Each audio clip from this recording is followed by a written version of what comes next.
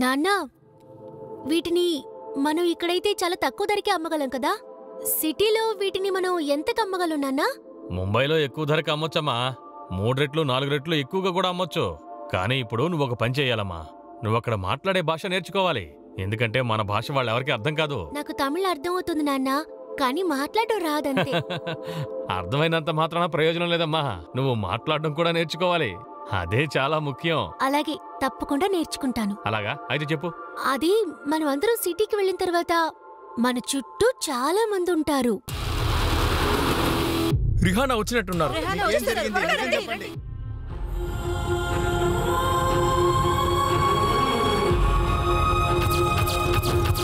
నేను బాగా ఫేమస్ అవుతాను. నన్నందరూ ఫోటోలు తీస్తారు. ఇదిగో ఇలా.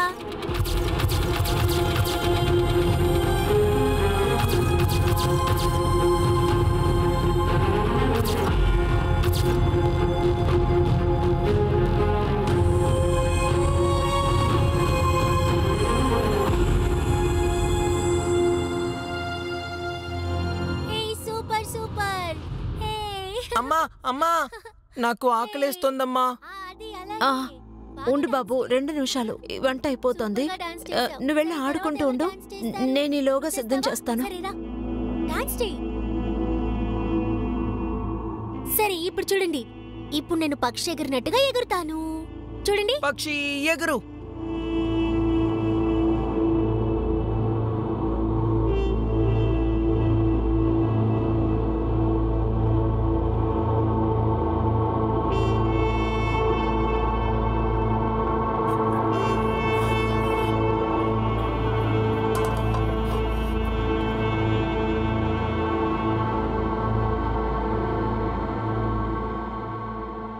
ఏంటండి, సామాన్లేం తీసుకురాలేదా?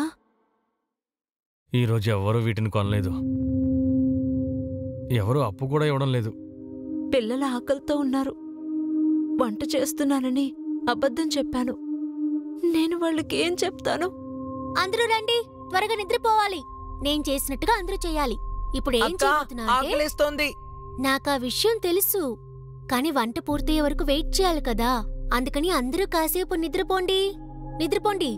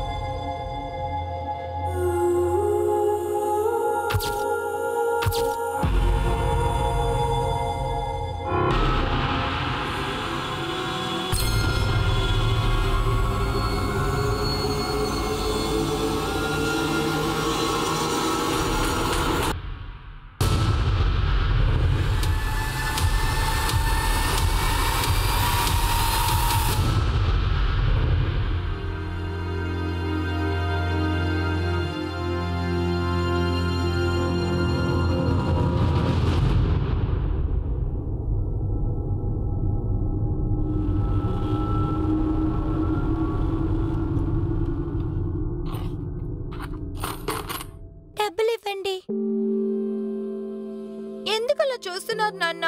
పిగ్గీ బ్యాంక్ లో నాకు డబ్బులు వేయండి. ఈ మధ్య నువ్వు రోజు పిగ్గీ బ్యాంక్ లో డబ్బులు వేయమని గొడవ తీస్తున్నావు. అయినా ఇంత డబ్బుని నువ్వేం చేసుకుంటావు? నేను పెద్దదాన్నయ్యాక ఒంటరిగా ప్యారిస్ కు వెళ్తాను. అంటే నన్ను నీతో పాటు తీసుకువెళ్ళవా? ఒకవేళ నువ్వు ఒంటరిగా వెళ్ళి తప్పిపోయావంటే? మా నాన్న పోలీస్ ఆఫీసర్ గా ఉన్నప్పుడు నాకేం భయం? అలా తప్పిపోయినా మీరు నన్ను కనిపెట్టేస్తారు. చిన్నతనంలో మనం ఎన్నో కలలు కంటూ ఉంటాం. పెద్దవాళ్ళైన తర్వాత ఆ కలలు చెదిరిపోతుంటాయి. కాంప్రమైజ్ అవ్వడానికి కూడా మనం అలవాటు చేసుకుంటున్నాం కదా. కానీ చిన్నప్పుడే ఆ కలలు చెదిరిపోయినప్పుడు కాంప్రమైజ్ చేసుకుందామనే ఆలోచన మనకు అసలు తట్టనే తట్టదు. ఈ కేస్ రిహానా అనే అమ్మాయి కన్న కలలు చెదిరిపోవడానికి సంబంధించింది. ఇక్కడ కాంప్రమైజ్ అవ్వడం అనేది ఎప్పటికీ సాధ్యం కాదు. తన జీవితంలో ఎన్నో రకాల సమస్యలు ఎదురయ్యాయి. తన ప్రశ్నలకి ఎవరి దగ్గర సమాధానాలు లేవు. ఈ ప్రపంచాన్ని ఆశ్చర్యపరచాలని తను కోరుకుంది. ఆ 12 ఏళ్ల వయసులో ఆమెకు మిత్రుల కంటే శత్రువులే ఎక్కువ మంది ఉన్నారు. ఆమెను ఏకంగా చంపేయాలని ప్రయత్నించారు. అమాయకురాలైన చిన్నపిల్ల ఏం చేసుంటుందని మీరు ఆలోచించవచ్చు. తనని అంతమంది ద్వేషించడానికి కారణం ఏమిటని కూడా మీరు ఆలోచించవచ్చు. రిహానా, త్వరగా ఇట్రామ్మా, ఆపిల్ తిను. రిహానా, ఇలా రామ్మా. ఇలా చూడమ్మా, నువ్వు యాపిల్ తిన్న తర్వాత మెడిసిన్ వేసుకోవాలిగా.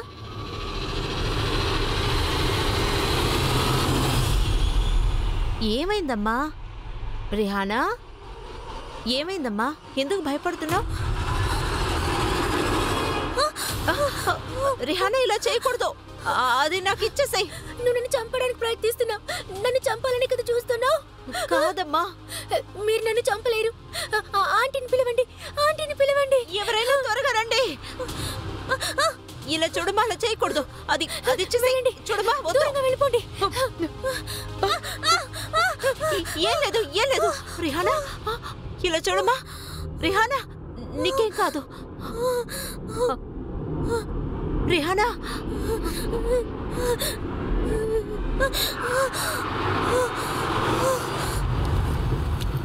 ఇక్కడే ఆపండి. సరే, నువ్వు డాక్టర్ని పిలువు, నేను వస్తున్నాను. ప్లీజ్ త్వరగా రండి. మీరు వస్తేనే తన్ని కంట్రోల్ చేయగలం. సరే సరే, మా అమ్మాయిని ట్యూషన్లో వదిలిపెట్టి వస్తాను. ఓకే? రివా, రివా,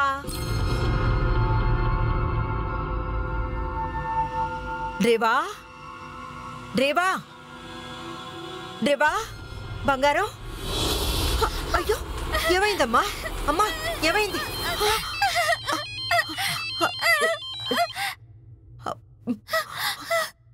హలో రత్న మేడం, ఇది కేవలం ట్రైలరే. మా మాట వినలేదనుకోండి, మొత్తం సినిమా చూడాల్సి ఉంటుంది.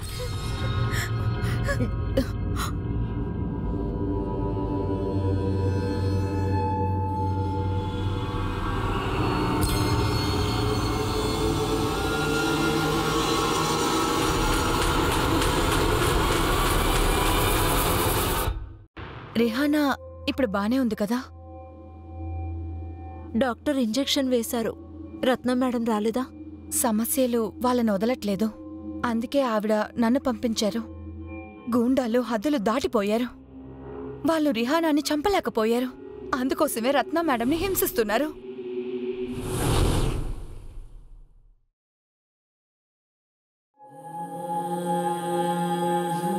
ఇలా చూడు రత్న, రిహానాకి నువ్వంటేనే నమ్మకం.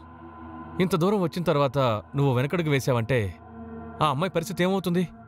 చూడ్డానికి తను బలంగా కనిపించొచ్చు, కానీ తను చాలా కృంగిపోయింది. నేను జీవితాంతం ఆ బిడ్డ కోసమే ఆలోచించాను అజయ్ సార్. కానీ నేను ఒక విషయం మర్చిపోయాను. నేను ఒక తల్లిని. నా బిడ్డకి నేను కావాలి సార్. వాళ్ళందరూ చాలా దుర్మార్గులు. వాళ్ళకి భయపడి నా భర్త నా కూతుర్ని తీసుకుని వాళ్ళ అమ్మగారింటికి వెళ్లారు. నా కూతుర్ని చూడ్డానికి కూడా అనుమతించడం లేదు. సరే, నువ్వు నాకు ఒక విషయం చెప్పు. వాళ్ళు మీ ఇంటి మీద దాడి చేశారు, నిన్ను బెదిరించారు, కానీ నువ్వు ఎందుకని పోలీస్ కంప్లైంట్ ఇవ్వలేదు? ఏం ప్రయోజనం? ఇంతవరకు వాళ్ళు ఏం స్టెప్ తీసుకున్నారు? ఒక్క నిమిషం.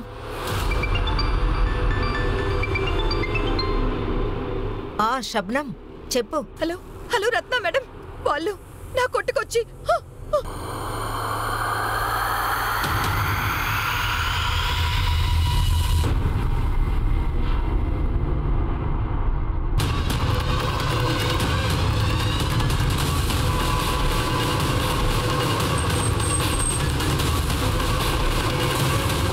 వెనక్కి వెళ్ళండి.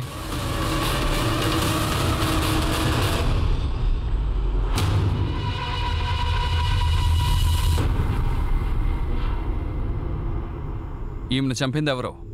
ఎవరైనా చూసారా? చెప్పండి. అరే అమ్మా, అమ్మా, అమ్మా, లే అమ్మా, అమ్మా, లే అమ్మా, బాబు, వెనక్కి అమ్మా, వెళ్ళి, వెనక్కి వెళ్ళి. నన్ను వదలండి. అమ్మా, లే అమ్మా, అమ్మకేమైంది? అమ్మా.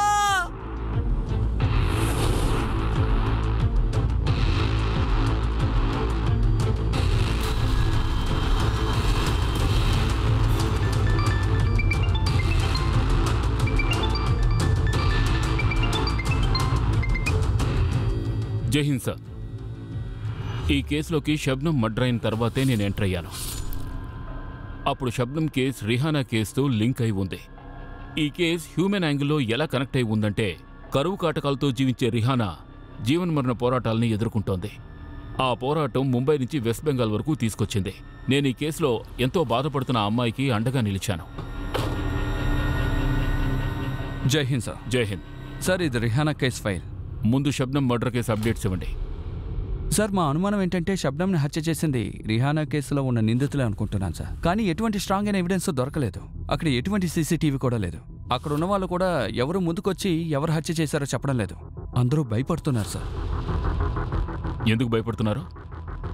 వాళ్ళ భయాన్ని తొలగించడం, నమ్మకాన్ని కలిగించడం మన పనే కదా. సరే, షబ్నంని టార్గెట్ చేసింది వాళ్లే అని అనుకుందాం. షబ్నమే రిహానా కేసులో సస్పెక్ట్. కానీ సంవత్సరం తర్వాత షబ్నంని ఎందుకని టార్గెట్ చేశారు? రిహానా సంవత్సరం క్రితమే షబ్నంని మీట్ అయింది.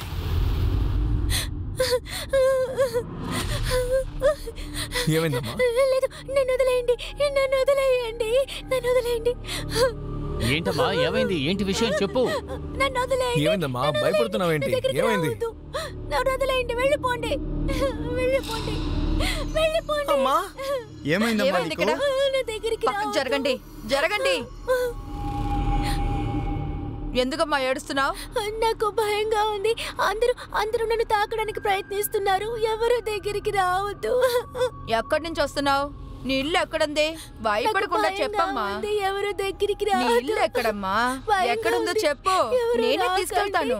మీ అమ్మా నాన్నలు ఎక్కడున్నారో చెప్పమ్మా. షబ్నమే రిహానాతో ముందు మాట్లాడింది. రిహానాకేదో తప్పు జరిగిందని షబ్నంకి అనిపించిందని చెప్పింది. అందువల్లే తను మాకు ఇన్ఫార్మ్ చేసిందట. ఈ అమ్మాయికి ఏమైంది? తెలీదు సార్, నోరే తెరవట్లేదు. ఈ పిల్లకి తన ఇల్లు ఎక్కడుందో కూడా తెలియట్లేదు. మళ్ళీ మళ్ళీ ఒకే విషయాన్ని చెప్తోంది. కర్పలిప్పు కర్పలిప్పు అని. కర్పలిప్పు అంటే? సార్, తమిళ్లో కర్పలిప్పు అంటే బలాత్కారం అని అర్థం. బలాత్కారమా? ఇలా చూడమ్మా, నీకేమైంది? సార్, నేను రిహానాతో మాట్లాడడానికి ప్రయత్నించినప్పుడు నన్ను చూసి ఎందుకు భయపడి పారిపోయిందో అర్థం కాలేదు సార్. సార్, ఫిట్స్ వచ్చింది అనుకుంటా. అండ్ తను నార్మల్ అయిన తర్వాత షబ్నం సహాయంతో మేము మాట్లాడాలని ప్రయత్నించాం. చెప్పమ్మా, నీ పేరేంటి? సార్, రిహానా షబ్నంతో మాట్లాడడాన్ని బట్టి చూస్తే తను ఎక్కడి నుంచో ముంబైకి వచ్చింది. ఆమెని ముంబైలో ఫోర్స్ఫుల్గా బంధించుంచారు. తను ఎక్కడుందో తనకు కూడా తెలియదట. సార్, మేము రిహానా ఫోటో చూపించి చుట్టుపక్కల విచారించాం. అందులో ఒకతను రిహానా ఫోటోని ఐడెంటిఫై చేశాడు. అతను రిహానాని విష్ణు ఇంట్లో చూశానని చెప్పాడు. కానీ మేము విష్ణుని విచారించినప్పుడు అతను రిహానా ఎవరో నాకు తెలియదు అని చెప్పాడు. అయితే మీరు విష్ణుకి విరుద్ధంగా ఎటువంటి యాక్షన్ తీసుకోలేదా? కానీ సార్, ఆ ఒక్క విట్నెస్ తప్ప తనకి సాక్ష్యం చెప్పడానికి ఎవరూ ముందుకు రాలేదు. అయినప్పటికీ యాక్షన్ తీసుకున్నాం సార్. ఆ తర్వాత యాక్షన్ తీసుకోవడానికి రీజన్, సర్వోదయలో వర్క్ చేస్తున్న ఒక ఎడిటర్ ఆ అమ్మాయి గురించి ఒక ఆర్టికల్ రాశారు. ఆ ఆర్టికల్ వల్ల పోలీస్ డిపార్ట్మెంట్కి ఎంత చెడ్డ పేరు వచ్చిందో మీకు తెలుసుగా. యాక్షన్ తీసుకోవడం వల్ల ఫలితం ఏమిటి? విష్ణుని ఇంతవరకు పట్టుకోలేకపోయారుగా. కానీ సార్, ఆ విష్ణు మాత్రమే సస్పెక్ట్ కాదు. ఏదో మిగిలిన వారందరి గురించి నీకు తెలిసినట్టే చెప్తున్నావు. మనం 1 yearగా ఈ స్కెచ్ పెట్టుకుని తిరుగుతున్నాం అంతే. షబ్నం కేసులో కూడా సేమ్ స్టోరీ. ఏదో ఒకటి చెప్తుంటారు, అడిగితే భయం. రిహానా ఫ్యామిలీ ఎక్కడుందో, వాళ్ళ పేరెంట్స్ ఎవరో మీరు తెలుసుకోలేరు. సార్, మేము ప్రయత్నిస్తూనే ఉన్నాం. ప్రయత్నం కాదు, ఐ వాంట్ రిజల్ట్ కమాల్. ఆ తర్వాత ఏ కన్ఫ్యూషన్ ఉండకూడదు. Is it clear?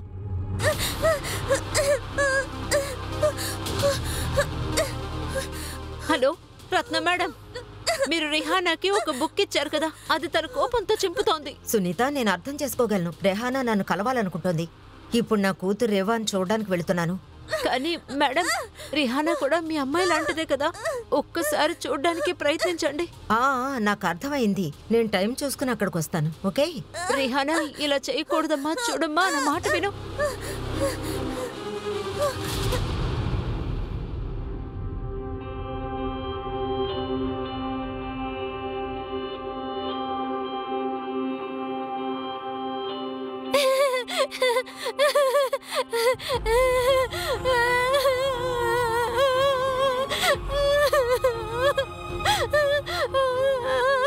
ముట్టుకోకండి, ముట్టుకోకండి, ముట్టుకోకండి, ముట్టుకోకండి.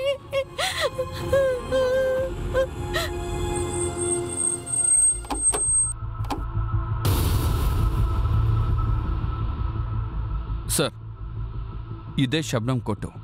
షబ్నం కొడుకు కూడా అప్పుడప్పుడు వస్తూ ఉంటాడు. షబ్నంకి ఒక బ్రదర్ కూడా ఉన్నాడు సార్. నేను వాళ్ళిద్దరిని ఎన్నో ప్రశ్నలు అడిగి చూశాను సార్, కానీ వాళ్ళు నోరు తెరవడం లేదు సార్. షబ్నం చనిపోయిన తర్వాత ఆ అబ్బాయిని వాళ్ళ బ్రదర్ తీసుకెళ్ళిపోయాడు సార్. షబ్నం మర్డర్ 11 గంటలకు జరిగింది. హంతకుణ్ణి ఎవరూ చూడలేదని చెప్పడం అబద్ధం.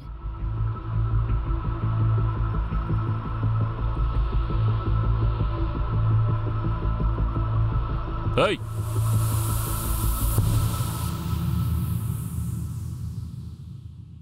చూసి చూడనట్టు వెళ్ళిపోతున్నారు. మీరు దాని గురించి అడుగుతారని నాకు ముందే తెలుసు సార్, కానీ దాని గురించి నాకేం తెలీదు. మిమ్మల్ని చూస్తుంటే మీరు అమాయకులా కనిపించడం లేదే. చూడండి, మీరు భయపడాల్సిన అవసరం లేదు. మీకు భద్రత కల్పించడానికి మేమున్నాం. మీరేం చూశారో, మీకేం తెలుసో అది మాత్రం చెప్పండి. మొత్తం వాళ్ళు ముగ్గురు సార్. వాళ్ళు మొహాలకి ముసుగులు వేసుకున్నారు సార్. వాళ్ళ ముగ్గురు ఒక బ్లూ కలర్ వ్యాన్లో వచ్చారు సార్. మళ్ళీ అందులోనే ఎక్కి వెళ్ళిపోయారు సార్. ఇంతకు మించి నాకు ఇంకేం తెలియదు సార్. ఈ ఏరియా రూట్లో ఉన్న అన్ని సీసీటీవీ ఫుటేజెస్ కవర్ చేయండి. సంఘటన జరిగిన రోజు ఈ వైపు ఎన్ని బ్లూ కలర్ వ్యాన్స్ వెళ్ళాయో బాట్ లిస్ట్ కూడా రెడీ చేయండి. సార్, షబ్నం బ్రదర్ని, కొడుకుని కలవడానికి ప్రయత్నించండి. షబ్నం రిలేటెడ్ డీటెయిల్స్ అన్నీ కావాలి. షబ్నం మర్డర్ కేసుని రిహానా కేసుతో కనెక్ట్ చేసి చూడాలి. క్రిమినల్ థర్డ్ పర్సన్ అయ్యే అవకాశం కూడా ఉంది. సార్,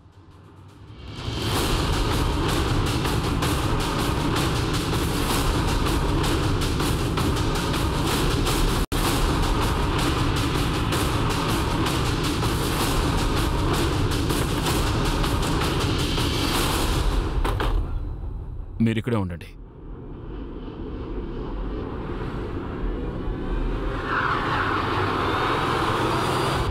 రామ్మా, రా, నేనున్నాను కదా, రా రామ్మా. హలో అమ్మా. నామ్మారా, వచ్చి కూర్చో. ఓకే ఓకే, పర్వాలేదు. నీకు మాట్లాడడం ఇష్టం లేకపోతే వద్దు, నో ప్రాబ్లం. ఇదిగో ఇలా చూడమ్మా,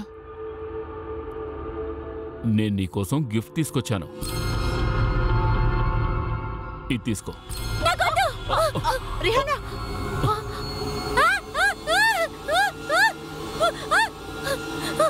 వదలండి, వదలండి, నన్ను ముట్టుకోవద్దు, ముట్టుకోవద్దు. భయపడొద్దమ్మా, నేనున్నానుగా. సార్, నాకు ఓ విషయం అర్థం కాలేదు. నేను రిహానాతో మాట్లాడడానికి ప్రయత్నించినప్పుడు తను నన్ను చూసి భయపడి పారిపోయింది సార్. రిహానా పోలీసు యూనిఫామ్లో ఎవరిని చూసినా సరే వెంటనే కంగారు పడ్డం మొదలు పెడుతోంది. ఈ కేసులోని ఈ రహస్యం వెనుకున్న నిజమైన కారణాన్ని ఇంతవరకు ఎవరూ కనిపెట్టలేదు. ఈ విషయంలో మాకు కొన్ని డౌట్స్ ఉన్నాయి. రిహానా పోలీసులను చూసి భయపడుతోందంటే ఆ విష్ణు ఏం చేసుంటాడో, తర్వాత లోంగ్రా గాడ్ అతనేం తప్పుడు పనిచేసుంటాడో, రిహానా ఎందుకు పదే పదే అవే చెప్తోంది? ఈ ప్రశ్నలన్నిటి వెనక ఏదో షాకింగ్ కారణం దాగి ఉంది. ఇందులో ఎంతో బాధాకరమైన విషయం ఏమిటంటే, దాదాపు సంవత్సరం నుంచి రిహానా తన కుటుంబానికి దూరంగా ఉంటోంది. మేము ఎన్ని విధాలుగా ప్రయత్నించినా రిహానా ఫ్యామిలీ ఎక్కడుంటోందో మేం కనిపెట్టలేకపోయాం. తర్వాత మా ఇన్వెస్టిగేషన్ రత్నాతో మొదలైంది. షబ్నం మర్డర్ తర్వాత రిహానా మాత్రమే కాదు, రత్న జీవితంలో కూడా ప్రమాదాల్లోకి నెట్టబడింది. మీ ఇంట్లో దాడేమైనా జరిగిందా? మీ అమ్మాయిని మీ ఇంట్లోనే కట్టిపడేసి వెళ్లారా? అవును సార్, వాళ్ళు నన్ను ఫోన్లో బెదిరించారు సార్. కానీ మా టీం నాకు దీని గురించి ఏమీ చెప్పలేదే. ఎందుకంటే నేను దీని గురించి చెప్పలేదు. పోలీసుల మీద ఉన్న నమ్మకం పోయింది. నేను చెప్పకపోయినా ఈ కేసుని హ్యాండిల్ చేయాల్సిన బాధ్యత పోలీసులదే కదా. పట్టపగలే నడి రోడ్డు మీద షబ్నంని. ఇది మీతో చెప్పడం వల్ల ప్రయోజనం ఏంటి? Sir, I'm sorry to say, మీరింతవరకు రిహానా ఇల్లు కూడా కనిపెట్టలేకపోయారు. అలాంటప్పుడు నేరస్తుల్ని కనిపెట్టగలరా? అజయ్ గారు, నాకు తెలుసు మా డిపార్ట్మెంట్కి విరుద్ధంగా మీరు ఏదో ఒకటి రాస్తూనే ఉంటారు. సార్, సమాజంలో జరిగే నిజాల్ని ప్రజల దగ్గరికి తీసుకువెళ్లడమే మా పని. పైగా ఈ కేసులో నేను పేపర్లో రాసిన తర్వాతే పోలీసులు యాక్షన్ తీసుకోవడం మొదలుపెట్టారు. ఈ న్యూస్ చూసిన తర్వాతే రిహానాకి మెడికల్ టెస్టులు చేయడం మొదలుపెట్టారు. అవును సార్, ఇంతవరకు పోలీసులు ఈ విషయం ఒప్పుకోలేదు. ఆ అమ్మాయి మీద అత్యాచారం చేశారు. షీ వాజ్ రేప్డ్ చాలాసార్లు.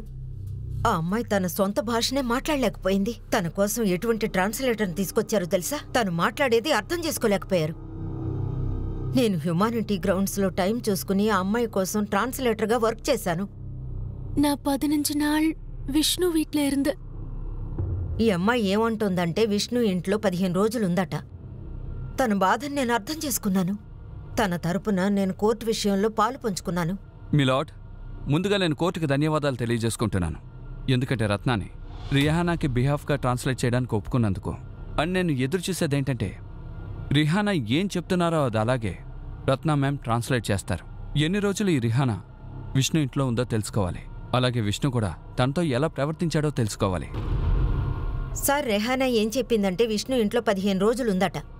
తను ఈ విషయం నాతో చెప్పింది. మై లార్డ్, రిహానాపై విష్ణు ఒక మృగంలా ప్రవర్తించాడు. తను రియానాని రేప్ మాత్రమే చేయలేదు, ఆమె శరీరాన్ని ఎన్నో విధాలుగా గాయపరిచారు. దానికి సంబంధించిన మెడికల్ రిపోర్ట్ రియానా స్టేట్మెంట్లో తెలుస్తుంది. Objection my lord. రిహానా విష్ణుతో పాటు 15 రోజులు మాత్రమే ఉంది. కానీ తన మెడికల్ రిపోర్ట్ని బట్టి అర్థమవుతున్నది ఏంటంటే రిహానాని చాలా నెలలుగా రేప్ చేస్తూ వచ్చారు. కేవలం 15 రోజులు కాదు. దీన్ని బట్టి మనం విష్ణు మాత్రమే ఆమెను రేప్ చేశారని మనం నింద వేయలేము. ఇంకొక ఆశ్చర్యమైన విషయం ఏంటంటే రిహానాని మెడికల్ టెస్ట్ చేసినప్పుడు తన శరీరంలో విష్ణు DNA శాంపుల్ అస్సలు లభించలేదు. అలా జరగడానికి కారణం ఏంటి మై లార్డ్? పోలీసులు DNA శాంపుల్ తీయడానికి లేట్ చేశారు. ఒకవేళ విష్ణు అలాంటిదేం చేయలేదు అనుకోండి, అప్పుడు ఎందుకని ఆయన అబద్ధం చెప్పాలి? రిహానా ఎవరో నాకు తెలియదని పోలీసులకి ఈయన అబద్ధం చెప్పాడు. లేదు సార్, నాకు తెలీదు. ఎందుకంటే నా క్లయింట్ చాలా భయపడ్డారు. ఆయన రిహానాని ఇంటి పనులు చేయడం కోసం మాత్రమే ఇంట్లో పెట్టుకున్నారు. మీరొక విషయం చెప్పగలరా? రిహానాని ఎవరు మీకు పరిచయం చేశారు? సార్, ఆమెను తెలీదు అని నేను అబద్ధం చెప్పడం నిజమే సార్. కానీ అఖ్తరే మా దగ్గర పెద్ద అబద్ధం ఆడాడు. అతనే రిహానాని మా ఇంటికి తీసుకొచ్చాడు. ఇదిగో సేటు, ఇల్లు ఊడ్చడం, తుడవడం అన్ని పనులు బాగా చేస్తుంది. జీతం ఎంత ఇవ్వాలి? పాప కొంచెం డిమాండ్. ఉండడానికి తినడానికి కాకుండా ఒక 5,000 ఇస్తే తన ఇంట్లో వాళ్ళకి ఏదైనా ఇస్తుంది. అతను రిహానాకి 15 ఏళ్ళు నిండాయని చెప్పాడు. నేను అతనికి 5,000 అడ్వాన్స్ ఇచ్చాను సార్. ఆ తర్వాత అతను నన్ను బ్లాక్మెయిల్ చేయడం మొదలుపెట్టాడు సార్. బ్లాక్మెయిలా? అవును సార్. నిజమేమిటో అతనికి తెలుసు, రెహానాని రేప్ చేసిన విషయం. అతను నాకు ఫోన్ చేసి బెదిరించాడు సార్. హలో, ఇలా చూడు సేటు, నువ్వు నాకు 5 లక్షలు ఇవ్వకపోయావనుకో, నిన్నేం చేస్తానో నాకే తెలీదు. జీవితాంతం బాధపడతావు. సార్, నేను అప్పుడే భయపడ్డాను. నా దగ్గర అంత డబ్బు లేదు. అది మాత్రమే కాదు, ఆ సమయంలో రెహానా కనపడకుండా పోయింది. రెహానా చేసే ప్రతి విషయం అఖ్తర్ చెప్పిన దాన్ని బట్టే చేస్తోంది. ఆమెని అతని కట్టుబాటులో పెట్టుకున్నాడు. విష్ణు చెప్పిందంతా అబద్ధం. తనకి బెయిల్ దొరకగానే ఎక్కడో దాక్కున్నాడు. నౌ ఐఎమ్ షూర్ విష్ణే షబ్నంని హత్య చేసుంటాడు. నన్ను వాడే ఫోన్లో బెదిరించుంటాడు. బెదిరింపు కాల్ ఏ నెంబర్ నుంచి వచ్చింది?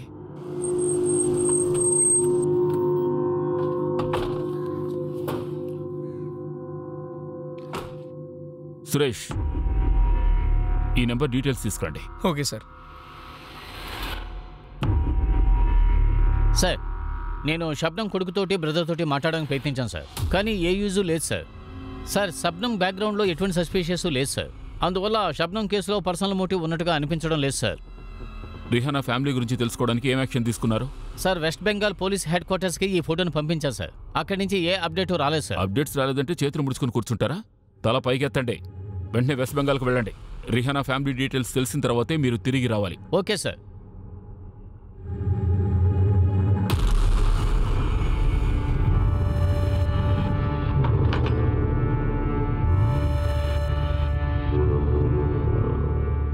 ఇంకా నన్ను ఎంతకాలం ఇక్కడ ఉంచుతారు? ఇక్కడి నుంచి బయటికి వెళ్తే చనిపోతావు. ఇక్కడే ఉంటే ప్రాణాలతో ఉంటావు. సంతోషంగా ఉండు.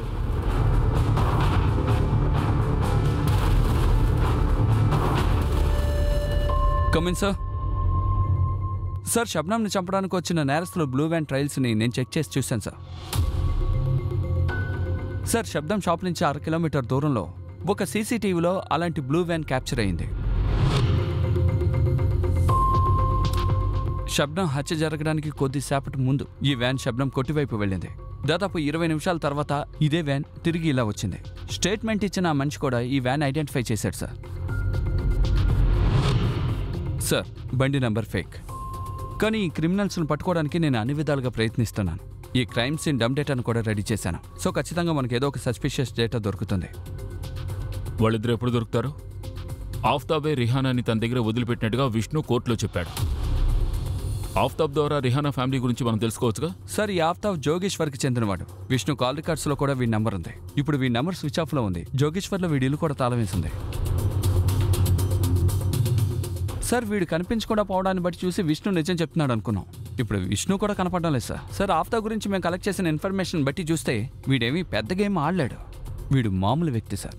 ఒకవేళ రియానాతో వీడు వ్యాపారం చేసి ఉండాలి, లేదా అతని కస్టమర్లు రెహానాని రేప్ చేసి ఉండాలి. కానీ ఆ అమ్మాయి ఏం చెప్పిందంటే ఇంతవరకు ఆమెను చాలా మంది రేప్ చేశారట. ఆఫ్తాబ్ వదిలే సలీం కథ ఏమిటో చెప్పు. Sir, Salim number Aftab call రికార్డులో దొరికింది. అండ్ ఇతను కూడా కనపడడం లేదు. మనం ఈ సలీం స్టోరీ కూడా తెలుసుకోవాలి.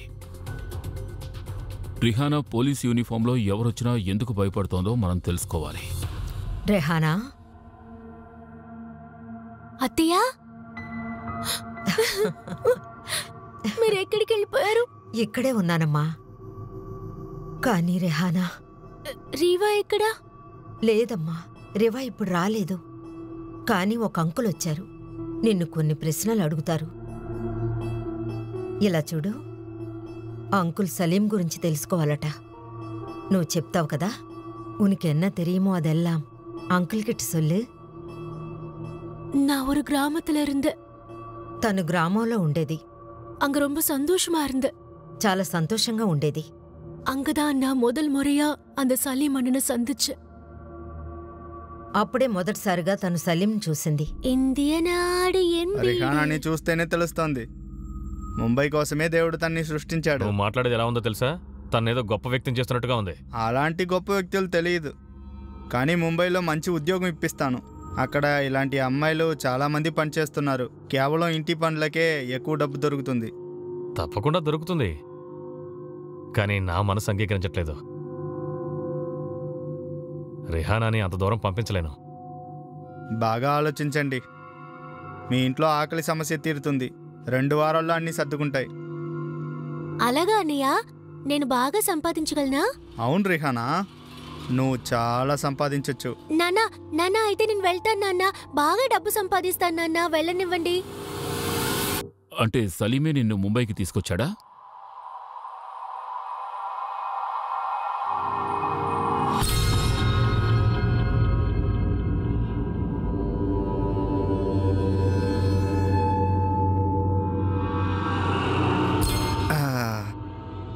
సరే రామా, నేను ఫోటో తీసుకుంటాను.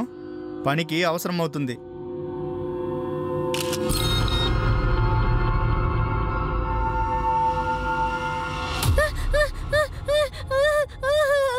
నన్ను ముట్టుకోవద్దు. వదిలేయండి, వదిలేయండి. లేదు లేదు, ఏది సర్దుకోదు. నన్ను మా ఇంటికి తీసుకెళ్ళిపోండి, మా గ్రామానికి తీసుకెళ్ళిపోండి. మా నాన్నని చూడాలి. మా నాన్న అంతా సరి చేయగలరు. నన్ను తీసుకెళ్ళిపోండి, మా గ్రామానికి తీసుకెళ్ళిపోండి. నేను వెళ్ళిపోవాలి. అంకుల్ మీ నాన్నగారిని తీసుకొస్తారు. నేను వెళ్ళిపోవాలి. నువ్వు బాధపడకు. మా నాన్న చూడాలి. మళ్ళీ మళ్ళీ అదే విషయం అడగడం వల్ల రెహానా మనస్థితి మారిపోతుంది సార్. గత సంవత్సరంగా ఇలాగే పోరాడుతోంది. ఇంతవరకు న్యాయమూ దొరకలేదు, ఇంటికి తిరిగి వెళ్లలేదు. పోలీసులతో కలిపి ఇంకా ఎంతమంది నేరస్తులున్నారో తెలియట్లేదు. తనుండడానికి పోలీసులు సరైన చోటుని ఏర్పాటు చేయడం లేదు. ఎలాంటి చోట్ల ఉంచారో తెలుసా? అక్కడున్న లేడీస్ కూడా తనతో తప్పుగా ప్రవర్తించారు. ఈ విషయం కోర్టులో రెహానా చెప్పిన తర్వాతే తన్ని ఈ ఎన్జీఓకి తీసుకురాగలిగాం.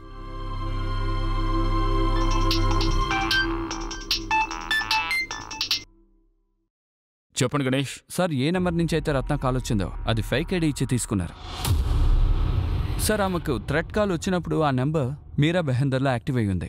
ఆ నెంబర్ కాల్ రికార్డ్ తీసి చూసినప్పుడు ఇంకో నెంబర్ కూడా దొరికింది సార్. ఆ నెంబర్ కూడా ఫేక్ ఐడిలోనే తీసుకున్నారు సార్. కానీ ఆ నెంబర్ చాలాసార్లు లాలా సుబ్బారావులో యాక్టివ్ అయి ఉంది. వెంటనే లాలా సుబ్బారావు గురించి ట్రేస్ చేయండి. అది సస్పెక్ట్ నెంబర్ అయ్యే అవకాశం కావచ్చు. Okay sir. ఓకే. ఆ సమయంలో మేము ఆ 2 మొబైల్ నెంబర్స్ కోసం సర్చ్ చేస్తున్నాం. ఇంకోవైపు వెస్ట్ బెంగాల్లో రిహానా ఫ్యామిలీ ఆచూకీ తెలుసుకోవడానికి ప్రయత్నిస్తున్నాం. ఆ 2 నెంబర్స్లో ఒక నెంబర్కు సొంతమైన లాలా సుబ్బారావుని పట్టుకోవడానికి ప్రయత్నిస్తున్నాం.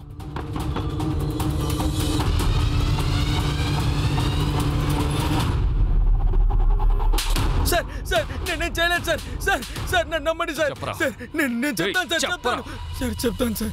చెప్తాను సార్. నేను ఒప్పుకుంటాను సార్. రిహానాని నేనే విష్ణు సార్ ఇంట్లో వదిలిపెట్టాను. సలీమే ముందు అమ్మాయిని నా దగ్గరికి తీసుకొచ్చాడు. ఎందుకంటే సలీం వాళ్ళ ఇంటి పక్కన ఉన్న వాళ్ళకి తను రిహానాని తరచూ రేప్ చేసే విషయం తెలిసిపోయింది. అంటే నువ్వు తనకు ఉపకారం చేసావా? నువ్వు సలీం చేసిన ఆ తప్పేగా చేసావు.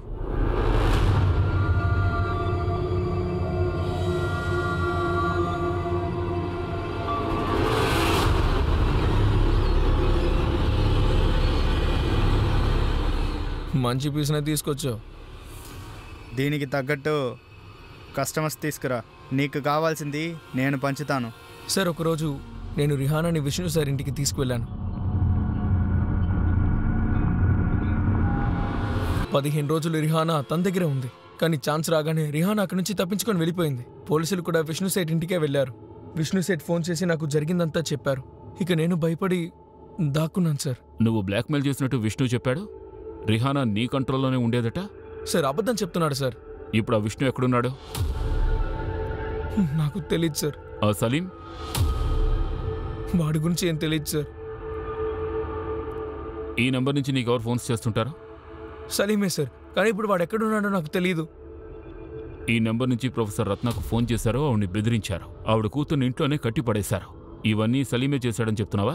సార్ అవన్నీ తెలియదు సార్, కానీ సలీం ఇదంతా ఒంటరిగా చేయలేడు. తనకెవరో సహాయం చేస్తున్నారు. వాళ్ళెవరో? నువ్వు అక్కడ సంతోషంగా తాగుతున్నావు కదా, వడ తిని తిని నాకు బోర్ కొడుతోంది. నన్ను ఇక్కడి నుంచి తీసుకెళ్ళిపో. ఒకవేళ నేను ఇక్కడి నుంచి తప్పించుకున్నాను అనుకో, స్ట్రైట్గా పోలీసుల దగ్గరికి వెళ్ళి జరిగింది మొత్తం చెప్తాను. అరే ఆల్రెడీ పోలీస్ వాళ్ళని రిహానాకి కస్టమర్స్ చేసి పెద్ద తప్పు చేశాను. వాళ్ళు తప్పించుకోవడం కోసం నన్ను ఇరికిస్తున్నారు. వాళ్ళు ఏం చెప్తే అది చేయాల్సి వస్తుంది. ఏ పోలీసుల గురించి వాడు చెప్పాడు? సార్ అది సలీమే చెప్పగలడు సార్. సార్ నాకు ఆ సలీం గురించి కానీ, విష్ణు గురించి కానీ, ఆ పోలీసుల గురించి కానీ ఏం తెలియదు సార్.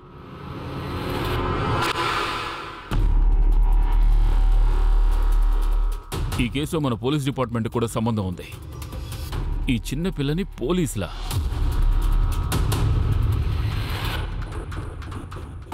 డిస్కస్టింగ్. మీరందరూ కొంచెం తెలివిగా ఉండుంటే వీళ్ళందరినీ పట్టి జైల్లో పడేసుండొచ్చు. మీడియా దీన్ని ఇష్యూగా చేయకపోయింటే ఈ మాత్రం ఇన్వెస్టిగేషన్ కూడా ఉండేది కాదు.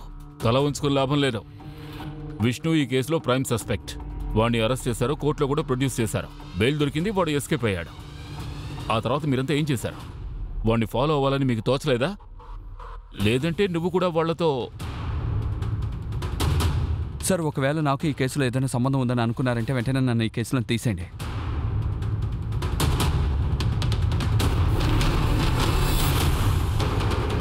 ఆఫ్తాఫ్ని కోర్టులో ప్రొడ్యూస్ చేసే ఏర్పాట్లు చేయండి. సో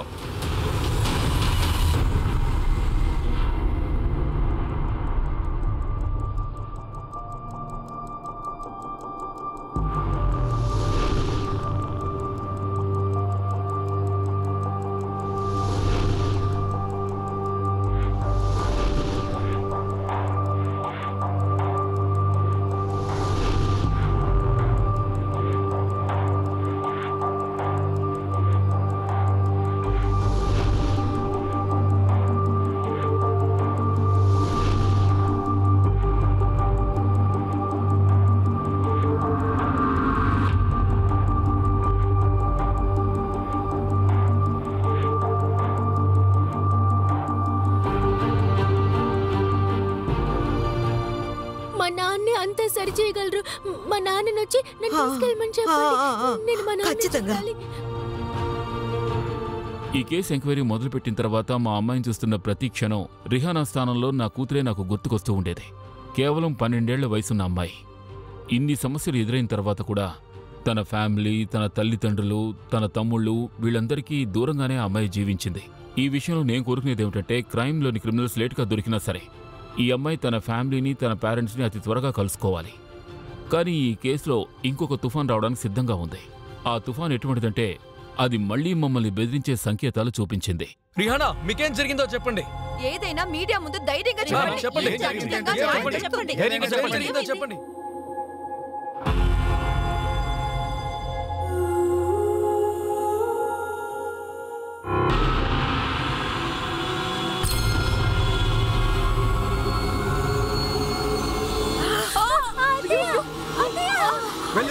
వెళ్ళు త్వరగా బండితి.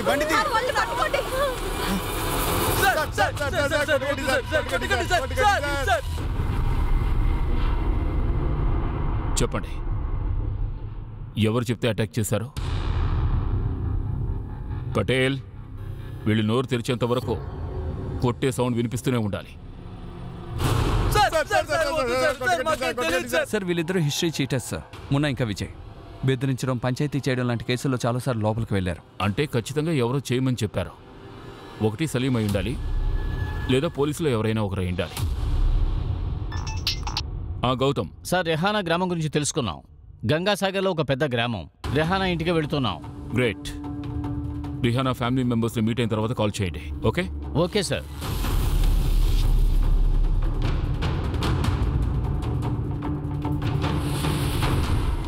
అవును, రిహానా నా కూతురే, కానీ మేము తనని తీసుకురాలేం. తన తలరాత ఎలా ఉందో అలాగే జరుగుతుంది.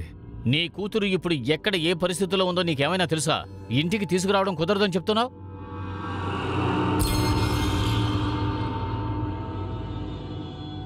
రిహానా ఫ్యామిలీ మెంబర్స్ తన ఇంట్లోకి రానివ్వడానికి సిద్ధంగా లేరంటే ఇప్పుడు నాకు ఒక అనుమానం కలుగుతోంది. వాళ్లే తనని సలీంకి అమ్మేసి ఉండొచ్చు కదా. నాకు అలాగే సార్ అనిపిస్తోంది. సార్, నేను సలీంని గురించి కూడా విచారించాను. సలీం ఈ ఊరు వాడే, కానీ చాలా కాలంగా ముంబైలోనే ఉంటున్నాడు. కానీ సలీంకి కుటుంబం అంటూ లేదు సార్.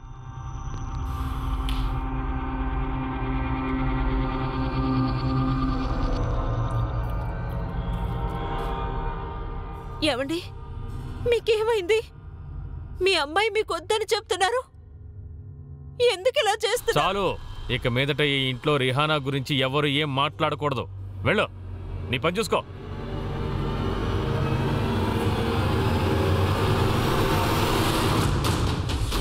నిజంగానా?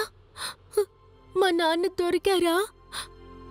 అవునమ్మా, మీ నాన్నగారు దొరికారు. కానీ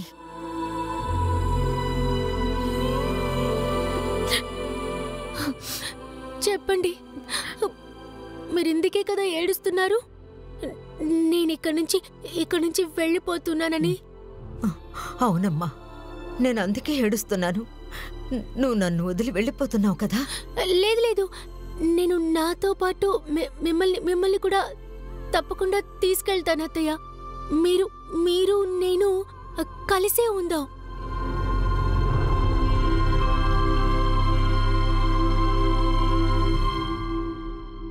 మిలాడ్, ఈ విషయం బాగా తెలుస్తోంది. వీళ్ళిద్దరూ రిహానాను చంపడానికి ప్రయత్నం చేశారు. నేను కోర్టుని రిక్వెస్ట్ చేస్తున్నాను, వీళ్ళిద్దరిని రిమాండ్లో తీసుకోవడానికి అనుమతించండి. అప్పుడే నిజమేంటో తెలుస్తుంది. ఎందుకంటే విష్ణునే ఈ ఇద్దరు కాంట్రాక్ట్ కిల్లర్స్ని రిహానాను చంపడానికి పంపించి ఉండాలి. Objection my lord. వీళ్ళిద్దరిని నా క్లయింట్ విష్ణువే పంపించారండలో అర్థం లేదు. నేను ఈ కేసు యొక్క ఇన్వెస్టిగేటివ్ ఆఫీసర్ని కొన్ని ప్రశ్నలు అడగాలనుకుంటున్నాను. గ్రాంటెడ్. నాకు చాలా విచిత్రంగా ఉంది సార్. ఇటువంటి ఇద్దరు అటాకర్స్ మీలాంటి పోలీస్ ఆఫీసర్ దగ్గర ఇంకా నోరు విప్పకుండా ఉండడం ఏంటి? వీళ్ళిద్దరూ ప్రొఫెషనల్ కిల్లర్స్. వీళ్ళకి క్రిమినల్ బ్యాక్గ్రౌండ్ ఉంది సార్. ఒకవేళ వీళ్ళిద్దరూ మీ దగ్గర స్టేట్మెంట్ ఇచ్చి ఆ స్టేట్మెంట్ ని మీరు దాస్తున్నారా సార్? చూడండి మేడం, మాకు అటువంటి ఇంటెన్షన్ ఏమీ లేదు. ఇంటెన్షన్ ఉండే ఛాన్స్ ఉంది. మై లార్డ్, పోలీసుల్ని కాపాడడం కోసం చేసే డ్రామా ఇది. రిహానాని రేప్ చేసినట్టుగా వాళ్ల మీదే నింద మోపారు. ఇప్పుడు వాళ్ళందరూ ఎక్కడో తలదాచుకున్నారు. వీళ్ళందరూ వాళ్ళ డిపార్ట్మెంట్ సస్పెక్ట్స్ ని కాపాడాలనుకుంటున్నారు. ఈ అటాకర్స్ యొక్క స్టేట్మెంట్ ని మ్యానిపులేట్ చేసి ఏదైనా ఒక కొత్త కట్టుకథ అల్లి నా క్లయింట్ విష్ణువే నిందితుడు అని ప్రూవ్ చేయాలనుకుంటున్నారు. Objection my lord. అలాంటిదేం లేదు. నేను ఆఫ్తాఫ్ కూడా ఇదే స్టేట్మెంట్ ఇచ్చాడు, అంటే విష్ణు తన కస్టమర్ అని. అంతేకాకుండా రిహానాను కూడా ప్రాసిక్యూషన్ చేయించారు. రిహానాని ప్లాన్ చేసి విష్ణుని బ్లాక్మెయిల్ చేశారు. Objection my lord. ఈవిడ అనవసరంగా విక్టిం పైన నింద మోపుతున్నారు. రిహానా చిన్న పిల్లని నేను ఒప్పుకుంటాను మై లార్డ్. బెంగాల్ నుండి ముంబై వచ్చి తనేం చేయబోతుందని తనకి ఖచ్చితంగా తెలుసు. రిహానా వాళ్ళ నాన్న స్టేట్మెంట్ కూడా ఈ విషయాన్ని స్పష్టంగా తెలియజేస్తోంది. నేను రిహానా నాన్నని. తను ఇక్కడికి రావడం నాకేమాత్రం ఇష్టం లేదు. తను ఎక్కడుందో అక్కడే ఉండనివ్వండి. ఇక మాకు తనకి ఎటువంటి సంబంధం లేదు. మేము తనని అంగీకరించలేం. ఆఫీసర్, రిహానా వాళ్ళ నాన్న స్టేట్మెంట్ విన్నాక మీ థియరీ ఏంటో మేము తెలుసుకోవచ్చా? అవకాశం ఉంది. రిహానా వాళ్ళ నాన్నే తనని అమ్మేసుండొచ్చు. పర్ఫెక్ట్. దీని అర్థం రిహానా వాళ్ళ నాన్న తనని ప్రాస్టిట్యూట్ గా మార్చారు. రిహానా తన యజమాని ఆస్తఫ్ చెప్పినట్టుగా విని నా క్లయింట్ విష్ణుని బ్లాక్మెయిల్ చేసే పనిలో ఇన్వాల్వ్ అయ్యింది. ఇది క్లియర్ గా అర్థమవుతుంది. జడ్జి గారు, ఇదంతా అబద్ధం. ఇవిడ రెహానాకి చెడ్డ పేరు తీసుకురావాలని చూస్తున్నారు. రత్న గారు, మీరు మాట్లాడాల్సిందల్లా రిహానా మీతో ఏం చెప్పిందో అది మాత్రమే మాట్లాడాలి. కోర్టు మిమ్మల్ని ఏదైతే ప్రశ్నిస్తుందో దానికి మాత్రమే సమాధానం ఇవ్వాలి. ఇక మీరు కూర్చోవచ్చు. మైలార్డ్, నాకేమనిపిస్తోందంటే రత్న రిహానాకి బాగా అటాచ్ అయ్యారు అని. రిహానాని కాపాడడం కోసం తన ప్రాణాల్ని పణంగా పెట్టారు. మైలార్డ్, నాకేమనిపిస్తోందంటే ఆమె రిహానా చెప్పిన దాన్ని తన పాయింట్ ఆఫ్ వ్యూలో ఆలోచిస్తున్నారు. రిహానాని ఇన్నోసెంట్ అనుకుంటున్నారు. ఇటువంటి ఒక వ్యక్తిని రిహానా రిప్రజెంటేటివ్ గా అసలు ఉంచలేం మైలార్డ్. అందుకని కోర్టుని రిక్వెస్ట్ చేస్తున్నాను, రిహానా కోసం కొత్త ట్రాన్స్లేటర్ ని అపాయింట్ చేయాలని.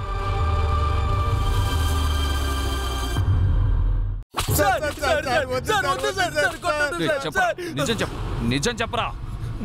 చెప్తాను సార్, చెప్తాను sir.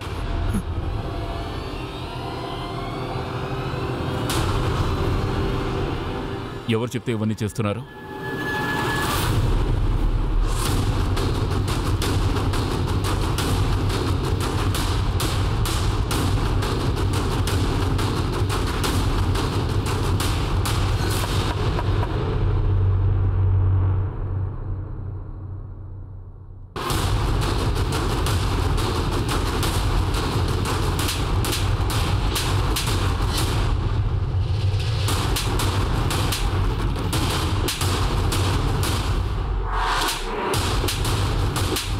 Order order. Now I'm going to announce verdict of the case. Rihana ఎటువంటి విక్టిమ్ అంటే తన నమ్మకాన్ని పూర్తిగా కోల్పోయి ఉంది. ముందుగా తన నమ్మకాన్ని దెబ్బతీసింది సలీం. ఎందుకంటే సలీం రిహానాతో అబద్ధం చెప్పి వాళ్ళ కుటుంబ సభ్యుల్ని మోసం చేసి ముంబైకి తీసుకొచ్చి రేప్ చేశాడు. ఆ తర్వాత అతని ద్వారా ఇదిగో ఇక్కడున్నారే ఈ ఇద్దరు కానిస్టేబుల్స్ విక్రాంత్ షిండే, సురేష్ పాటిల్ ఆ అమ్మాయి జీవితాన్ని నాశనం చేశారు. ఆ తర్వాత సలీం రిహానాని ఆస్తాఫ్కి అమ్మేసి ఆమెను ప్రాస్టిట్యూషన్లోకి తోసేసి చాలా పెద్ద నేరం చేశాడు. ఆ తర్వాత ఆస్తాఫ్ ద్వారా ఈ విష్ణు కూడా నేరంలో పాలు పంచుకున్నాడు. విష్ణు రిహానాని రేప్ మాత్రమే చేయలేదు, ఆమెను ఎన్నో చిత్రహింసలకు గురిచేశాడు. దాంతో రిహానా అక్కడి నుంచి బయటపడితే చాలని తప్పించుకోవడానికి ప్రయత్నించింది. ఆ తర్వాత విష్ణుని పోలీస్ కానిస్టేబుల్స్ విక్రాంత్ షిండే, సురేష్ పాటిల్ కలిసి మాయం చేశారు.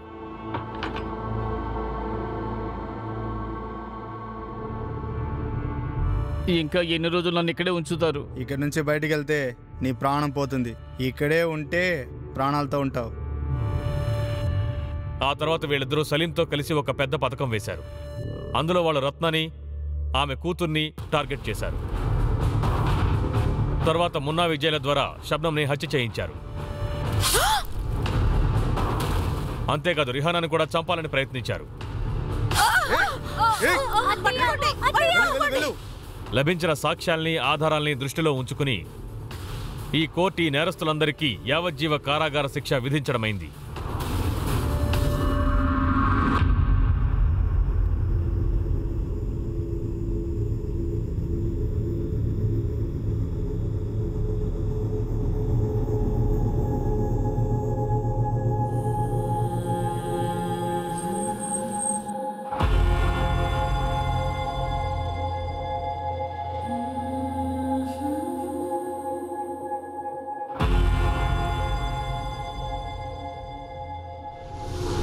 సార్, మీరనుకుంటున్నట్టు మేము రిహానానేమీ ద్వేషించడం లేదు.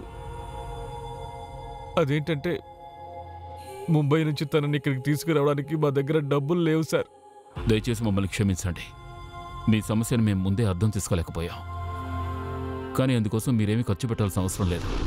మేమే రిహానాని తీసుకొచ్చి ఇక్కడ డ్రాప్ చేస్తాం.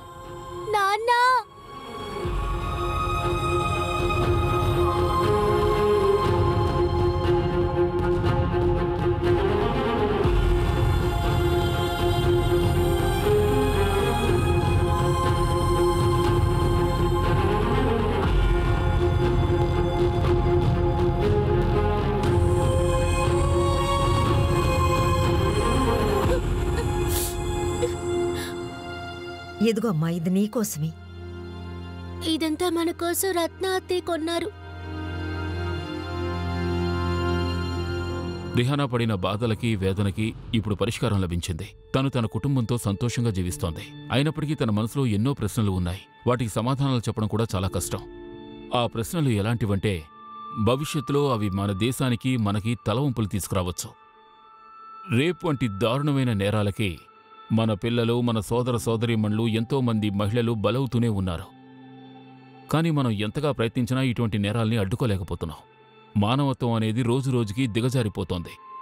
ఇప్పుడు మనం ఆలోచించాల్సింది ఒకటే, మనం ఖచ్చితంగా మనలో ఉన్న మానవత్వాన్ని మేల్కొల్పాల్సిందే. ఒక తప్పుని ఇంకొక తప్పుతో ఖచ్చితంగా దాచిపెట్టలేం, కానీ తప్పకుండా ఒక మంచి పని చేసి ఎవరైనా కాపాడగలం. నేను మీ అభిమన్యు జిందాల్ మీ నుంచి సెలవు తీసుకుంటున్నాను. మనం మళ్ళీ మరో కొత్త ఎపిసోడ్లో కలుసుకుందాం. చూస్తూ ఉండండి క్రైమ్ పెట్రోల్ ఎపిసోడ్స్ని. మా లక్ష్యం చెప్పడం కాదు, కాపాడడం. For more updates, subscribe to our channel, click the show links and enjoy watching the videos.